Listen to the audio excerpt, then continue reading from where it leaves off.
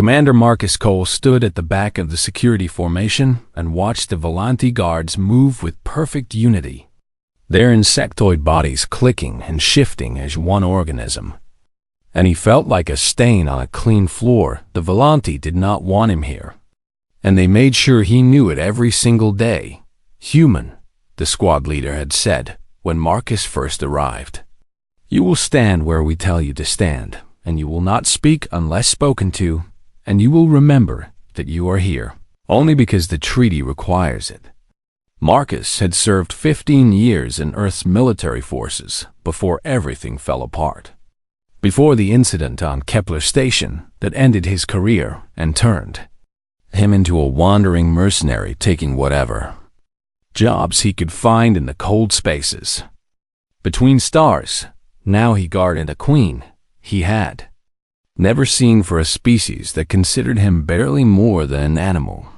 The royal vessel hummed around him as it traveled through deep space toward the diplomatic summit on Neutral Station 7, and Marcus kept his eyes moving across the corridor even though the Volante guards never bothered to look at him or acknowledge his presence. Queen Cerethis the Eternal had ruled the Volante sovereignty for 300 years, and she was more than just a leader to her people, for she was the living center of their hive consciousness, the mind that connected billions of Volante across 1,000 worlds. And without her, they would fall into madness and chaos. Marcus had read the briefing files, and he understood the stakes. But understanding and caring were different things. And right now, he mostly cared about finishing this assignment and getting paid. The attack came without warning. One moment the corridor was quiet, and the next moment the walls exploded inward and the screaming began. Marcus hit the floor as plasma fire tore through the air above him, and he watched 3 Volante guards die in the first 2 seconds, their bodies torn apart by weapons that should not have been able to penetrate the ship's hull. "Keth assassins," someone shouted through the communication link. "They are using neural disruptors. Our hive link is compromised." The Volante were the finest warriors in the galaxy when they fought as one mind. But the Keth Dominion had found a way to break that connection. And now the guards stumbled and fell as their shared consciousness shattered into confusion. Marcus rolled behind a support column and pulled his weapon, a simple ballistic rifle that the Volante had mocked as primitive. And he began to fire. He killed 2 Keth soldiers before they even knew he was there. And he felt nothing but the cold focus that had kept him alive through a dozen wars on a dozen worlds. The battle raged for what felt like hours, but was probably only minutes. And Marcus fought alongside Volante, who no longer moved as one, but as terrified individuals facing death alone for the first time in their lives. Then he noticed something that made his blood turn to ice. The main attack was coming from the front of the ship, and every guard was rushing to meet it. But Marcus saw movement on his tactical display that did not match the pattern. A small group moving through the lower decks with purpose and precision, while everyone else was distracted. "Squad leader," Marcus shouted into his communicator. "There is a secondary team approaching from below. They are heading for the Queen's chamber through the maintenance tunnels." "Silence, human," the squad leader responded. "We are coordinating our defense, and we do not need your primitive instincts interfering with our strategy." "Listen to me," Marcus said. "The main attack is a distraction. The real kill team is coming from underneath, and they will reach the Queen in 4 minutes if someone does not stop them. You will hold your position and await orders." Marcus looked at the chaos around him, at the Volante guards dying by the dozens as they threw themselves against the Keth forces at the front of the ship, and he made a choice that would change the galaxy forever. He ran. The maintenance tunnels were dark and cramped, and filled with the smell of burning circuits, and Marcus moved through them with his rifle raised and his heart pounding against his ribs. He was disobeying direct orders and abandoning his post, and every military instinct he had screamed at him to go back. But something deeper drove him forward, something that he could not name. but could not ignore. He found the secondary access point to the Queen's chamber, and he stopped and listened and heard the sound of footsteps approaching from the darkness. Ahead, there were at least 6 of them, maybe more, and they were moving fast. Marcus checked his ammunition and found that he had 3 magazines remaining, and he took a deep breath and positioned himself in the center of the corridor with nowhere to hide and nowhere to run. The first Keth assassin came around the corner, and Marcus shot him through the head before he could raise his weapon. The second and third came together, and Marcus killed them both with a burst of fire that emptied his first magazine. Then they were everywhere, emerging from the shadows like nightmares given form. And Marcus fought with everything he had. A blade cut across his shoulder, and he ignored the pain and broke the attacker's neck with his bare hands. A plasma bolt burned through his side, and he kept firing. Even as his blood painted the walls, he was not fighting like a soldier anymore. He was fighting like something older and darker, like a creature that had decided that death was acceptable as long as it came after victory. The Keth assassins had trained for years to kill without mercy or hesitation, but they had never faced anything like this human who refused to fall no matter how many times they wounded him. Marcus did not know how long the battle lasted, and he did not care, for time had lost all meaning, and there was only the next enemy and the next bullet and the desperate need to keep the door behind him sealed. When the last assassin finally fell, Marcus stood alone in a corridor filled with bodies, and his rifle was empty and his body was broken, and he could feel his life pouring out through a dozen wounds. He heard footsteps behind him and turned to see Volanti reinforcements finally arriving, their compound eyes wide with something that might have been shock or fear or wonder. "The Queen," Marcus whispered through lips stained with blood. "Is she safe?" "She is safe," a Volanti officer answered. "Because of you," Marcus smiled, and then his legs gave out, and he collapsed against the sealed door that he had protected with his life. And the last thing he saw before darkness took him was the face of Queen Sirithis pressed against the glass, watching him with eyes that held 1,000 questions he would never be able to answer. Queen Sirithis the Eternal had lived for 300 years and had seen empires rise and fall, and had felt the deaths of millions through her connection to the hive mind. But she had never experienced anything like what she felt when the human began to fight. She stood in her sealed chamber with her royal guards surrounding her, and she closed her eyes and reached out through the hive link to the minds of her soldiers throughout the ship. And through their senses she witnessed Marcus Cole make his stand. The Volanti did not understand individual courage because they had never needed it. For when one Volanti fell, another would take its place without hesitation or fear, because they were all one mind, sharing one purpose. But this human was alone and afraid and dying, and yet he would not stop fighting. Sirithis felt the confusion of her guards as they watched through security cameras, felt their ancient certainties crack and shift as they witnessed something their species had no words to describe. "What is he doing?" one of her advisors asked through the link. "Why does he not retreat and wait for reinforcements?" "He cannot retreat," Sirithis answered. "Because if he retreats, then I die. But he is not Volanti. He has no connection to you. Your death would mean nothing to him. And yet he fights." The battle in the maintenance tunnel lasted 17 minutes, and Sirithis experienced every second of it through the fragmented perspectives of her soldiers and the ship sensors. She watched Marcus take a blade across his shoulder that cut deep enough to show bone, and she watched him grab the attacker's arm and twist until it snapped, and then use the broken limb as a weapon against the next assassin. She watched him take a plasma bolt to the side that burned through flesh and muscle, and she watched him press his free hand against the wound to slow the bleeding while he continued to fire with the other. She watched him run out of ammunition, and pick up a fallen Keth weapon and keep fighting, even though the alien technology was designed for hands shaped nothing like his own. The Volanthi had always believed that their hive unity made them the greatest warriors in the galaxy. But in that burning corridor, Sirithis saw a truth that shook her to her ancient core. Unity was powerful, but it was also a cage.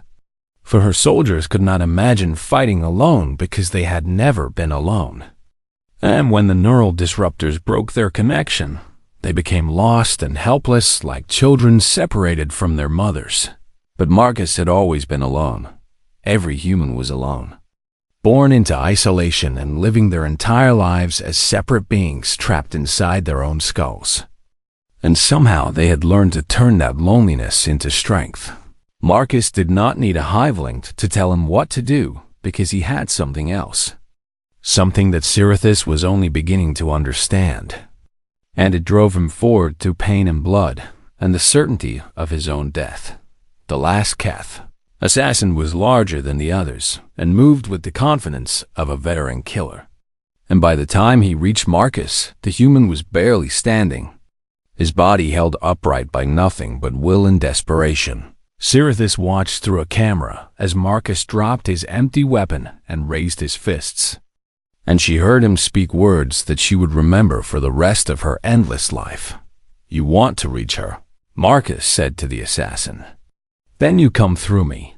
The assassin laughed and drew a blade that hummed with lethal energy and lunged forward. And Marcus stepped into the attack instead of away from it, taking the blade through his chest so that he could wrap his arms around his enemy and drag them both to the ground. They struggled for what felt like eternity, but was probably only seconds. And then Marcus found the assassin's throat and squeezed, with hands that had no strength left but refused to let go. The assassin died with a human's fingers around his neck and confusion in his eyes because he could not understand how this broken creature was still moving. Marcus released his grip and tried to stand and failed, and collapsed against the sealed door to Sirithis' chamber. And through the hivelink she felt her reinforcements finally arrive. And she felt their shock at the carnage they found. She ordered. The door opened and walked through the pile of bodies to where Marcus lay bleeding out on the floor. And she knelt beside him and pressed her clawed hand against his face and felt the heat leaving his skin. "Human," she said. "Marcus Cole, can you hear me?" His eyes opened and focused on her, and she saw no fear in them, only exhaustion and a strange kind of peace. "Did I do it?" he asked. "Did I keep them out?" "You did," she answered. "You saved me." He smiled and blood ran from the corner of his mouth and his eyes began to close. "Good," he whispered. "That is good." The medical team arrived and took him from her and rushed him to the ship's hospital. And Sirithis followed because she could not bear to look away. And she watched through the window as the doctors fought to save a life that was already slipping away. His heart stopped twice on the operating table, and twice they brought him back. And Sirithis pressed her hand against the glass and willed him to survive, with every ounce of her ancient power. But some wounds cannot be healed, and some prices must be paid in full. Marcus Cole died with the Queen of the Volanthi watching over him. And when his heart stopped for the third and final time, something broke inside her that she had not known existed. She opened her mouth and released a sound that her species made only in their deepest grief. A keen cry that traveled through the hivelink and touched every Volanthi on the ship and beyond. And for the first time in 10,000 years, the Volanthi sovereignty mourned someone who was not one of their own. 3 days after the attack, the Galactic Council expected the incident to disappear into the silence of diplomatic necessity. For humans were still newcomers to the stars and still regarded as primitives by the older species. And the death of one human mercenary was not supposed to matter to anyone.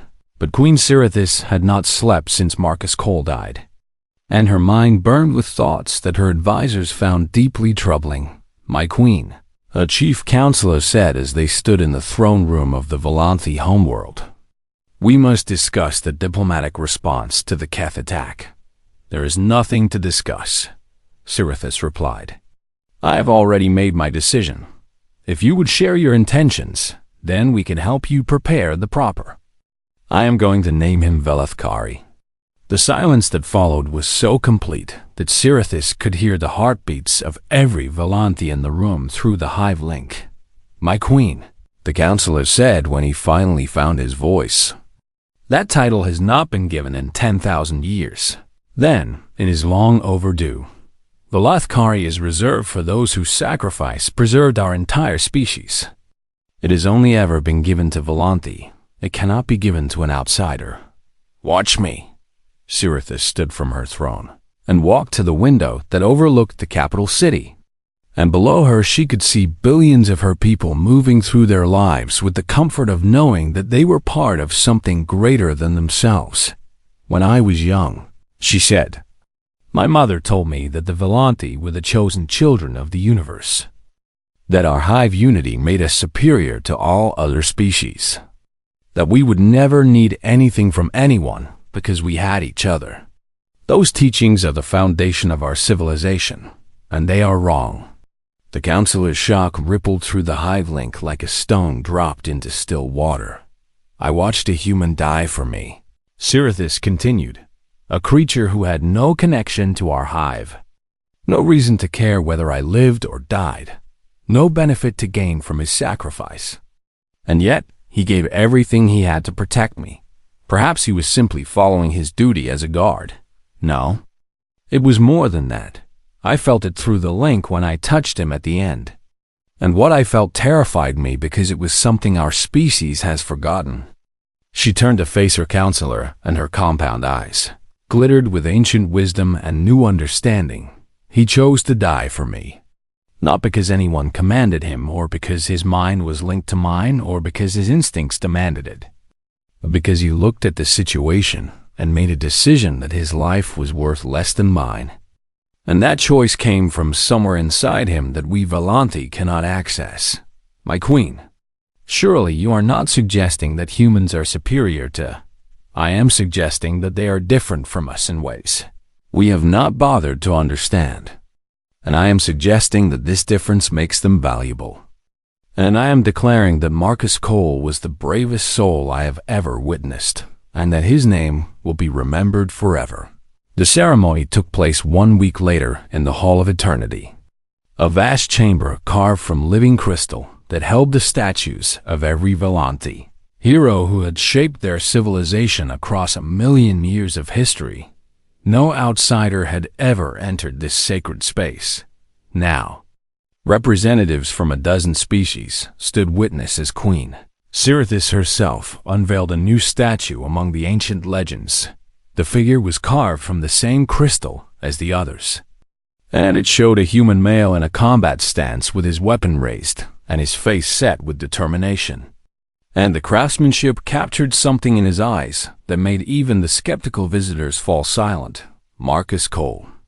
Sirithis announced to the assembly and to the billions watching through broadcasts across the galaxy, "I name you Velethkari, soul of the hive. And I declare that your sacrifice will be sung in the eternal hymn from this day until the last star burns out." The reaction across the galaxy was immediate, and divided the Rithani Confederacy called it sentimental weakness and suggested that the Queen had been mentally damaged by the attack. The Keth Dominion released statements mocking the Volanthi for elevating a human to such heights and claimed that it proved their species was in decline. The Moravian trade guilds expressed polite confusion and wondered if there were economic implications they should be concerned about. But something else began to happen in the quiet spaces between the official responses. Volanthi scientists requested access to human historical archives because they wanted to understand how such a young species could produce someone like Marcus Cole. Volanthi soldiers began studying recordings of the fight in the maintenance tunnel. not analyzing tactics, but watching the human's face and trying to comprehend the emotions they saw there. Volanthi philosophers started writing papers about the nature of individual sacrifice and whether the hive mind had cost their species something precious. And across 1,000 Volanthi worlds, the morning hymn that had been sung the same way for 10,000 years changed. For now it included a new verse honoring a human who had died alone in a dark corridor so that billions could continue to live. The galaxy had expected the incident to be forgotten. Instead, it became a story that would not stop spreading. 6 months after Marcus Cole's death, his story had traveled further than any human had ever gone. In a bar on the edge of Rethani space, a drunk cargo pilot told the tale to anyone who would listen. And his audience grew larger with each telling because there was something in the story that called to creatures who had never met a human in their lives. In a Keth military academy, a young officer watched the footage of the fight in secret and felt something stir in his chest that his training had tried to kill. And he wondered if there was more to existence than conquest and glory in a Moravian trading post. Merchants who cared only for profit found themselves sharing the story over drinks. And they could not explain why it mattered to them, but it did.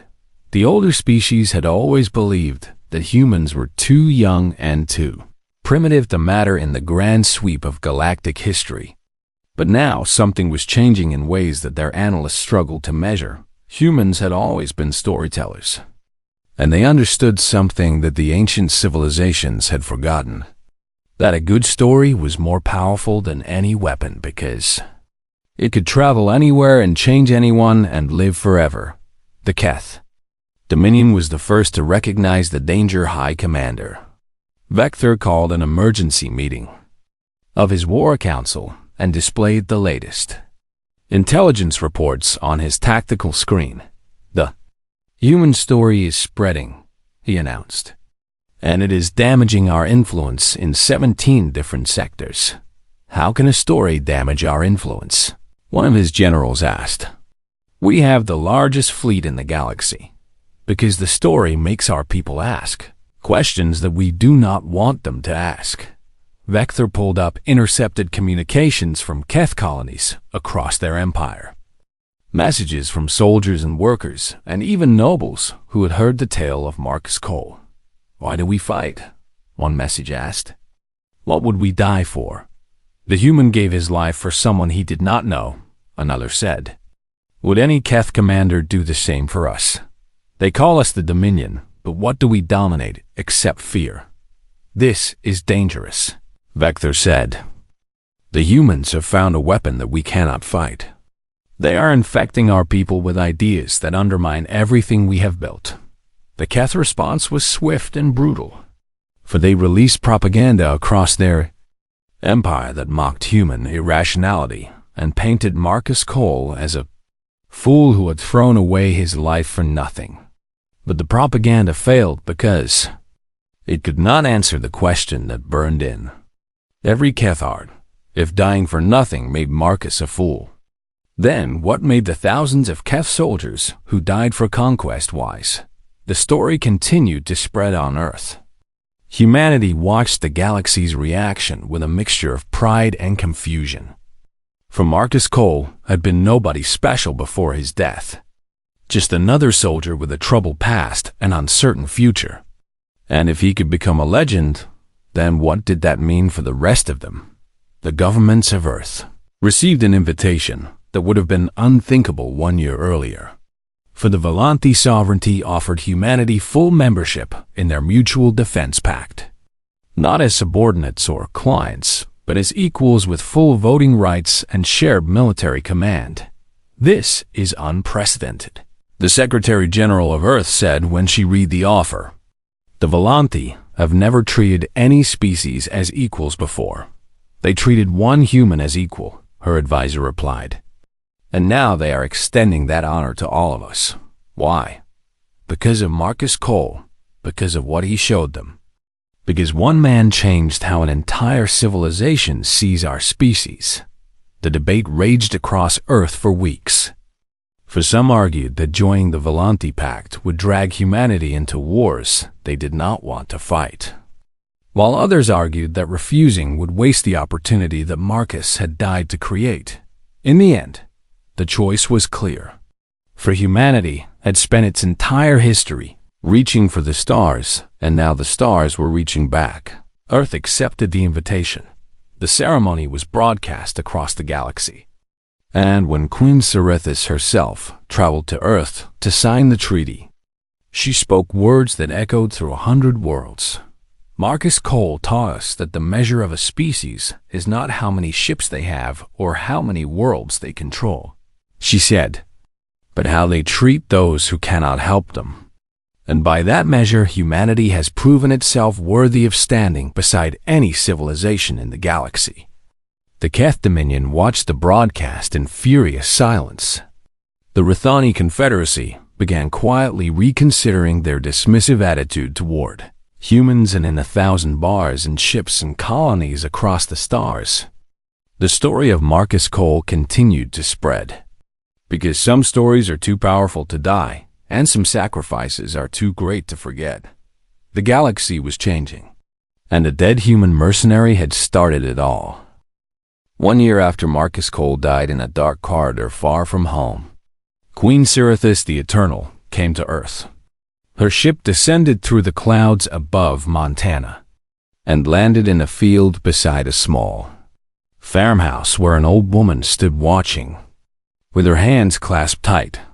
Against her chest, Sarah Cole had received the news of her son's death through official channels. A cold message delivered by a government representative who could not pronounce Volante words correctly and did not understand what Velithkari meant. She had cried for days. And then she had stopped crying because there were no tears left. And she had gone back to her life because that was what humans did when someone they loved was taken from them. Now, the most powerful being in the Volante sovereignty was walking across her lawn to meet her. Mrs. Cole, Queen Cerithis said, and her voice was strange and clicking, but Sarah could hear something soft beneath the alien sounds. I have traveled very far to speak with you. Would you like to come inside? Sarah asked, because she was a mother from Montana, and she knew how to treat guests even when those guests had compound eyes ruled over 1,000 worlds. They sat in the small living room where Marcus had grown up, surrounded by photographs that showed a boy becoming a man. And Cerithis looked at each image with an intensity that made Sarah understand how much this visit meant. I knew your son for only a few days, Cerithis said, but his death changed me in ways I'm still trying to understand. He was a good boy, Sarah replied, troubled sometimes, angry at things he could not control. But underneath all that he had a kind heart. How did he become what he was? I do not know what you mean. Cerithis struggled to find the right words because her species had never needed to explain concepts like individual courage or chosen sacrifice. My people are connected through the hive mind, she said. We act as one because we think as one. And before I met Marcus, I believed this made us strong. But now I see that it also makes us limited. Limited how? We cannot choose to be brave because bravery requires facing fear alone. And we are never alone. We cannot choose to sacrifice ourselves because sacrifice requires valuing something more than our own survival. And when you are part of a hive, your survival is the hive's survival. Sarah listened and nodded even though she did not fully understand, because she could see that this alien queen was trying to express something important. Marcus was alone when he died, Cerithis continued, cut off from any support, surrounded by enemies, certain that he could not win, and yet he chose to stand and fight. And I need to know where that choice came from. It came from being human, Sarah said simply. We are all alone inside our own heads, and we learn early that the only way to make that loneliness bearable is to connect with others. Not through some mind link, but through choice, through love, through deciding that someone else matters as much as we do. But how did Marcus learn to extend that love to someone he did not know? To someone who was not even his species? Sarah looked at a photograph of Marcus as a young boy, holding his baby sister for the first time, and she smiled through the tears that she thought had run dry long ago. "I taught him," she said. "Every day of his childhood, I taught him that every life has value. That strength means protecting the weak, that the measure of a person is not what they take but what they give." And I suppose he listened better than I realized. Cerithis reached into the folds of her robes and pulled out a small crystal device that glowed with inner light. "I have brought you something," she said. "A gift that no human has ever received. A recording from the hive link that captured your son's final moments." Sarah's breath caught in her throat, and she could not speak. "It does not show his death," Cerithis said quickly. "It shows what he was thinking, what he was feeling. And I believe you have a right to know." She activated the device, and suddenly Sarah could feel her son's presence in the room. Not as a ghost, but as a memory made real. And she experienced what Marcus had experienced in his last seconds of life. There was pain and fear and the certainty of death. But beneath all that was something else. Something that made Sarah cry and laugh at the same time. Marcus had been thinking about home. He had been thinking about his mother's cooking and his sister's laugh and the way the sunset looked over the Montana mountains. He had been thinking about a girl named Elena, who he had never told that he loved her. He had been thinking about all the small, beautiful moments that made a human life worth living, and he had been content, because he knew that his death meant others would get to keep having those moments. And that was enough. That was more than enough. That was everything. The recording ended, and Sarah sat in silence with tears streaming down her face and a peace in her heart that she had not felt since the day her son died. "Thank you," she whispered. "Thank you for showing me that." "Thank you," Cerithis replied, "for raising him." 1 year later, the first joint human Volante military unit completed its training, and they called themselves the Coal Guard in honor of the man who had brought their species together. And in the Hall of Eternity on the Volante homeworld, among statues of legends 10,000 years old, stood a human carved from living crystal. He was smiling with his arms crossed and his chin held high, looking ready for whatever challenge came next. The inscription at his feet read, "He was not of the hive, yet he died for it anyway. Let none forget what one soul can mean." And across the galaxy, in bars and ships and colonies and homes, the story of Marcus Cole continued to be told. Because some stories are too important to ever let die humanity, and arrived among the stars not through conquest or technology or wealth, but through the simple act of one man choosing to give everything for someone he did not know, and the galaxy would never be the same.